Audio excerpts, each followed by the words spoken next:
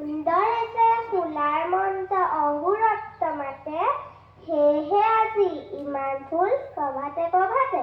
নমস্কাৰ।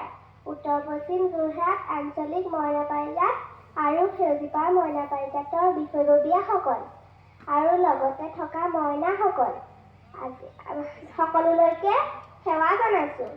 আজি নাটক প্ৰতিযোগিতাৰ প্ৰথম কাৰ্যসূচী পতাকা উত্তোলন। মোক পতাকা উত্তোলনৰ দায়িত্ব দিয়াৰ বাবে বহুত বহুত মৰম আৰু ধন্যবাদ জনাইছোঁ। আমি মইনা পাৰিজাতলৈ যাব লাগে, তাত বহুতো ভাল কথা শিকিব পাৰি। গান, নাচ, নাটক, ব্যায়াম আৰু তাতে খেলিবলৈও দিয়ে। তাত থকা দাদা বাইদেউসকলে আমাক ভালকৈ চোৱা চিতা কৰে।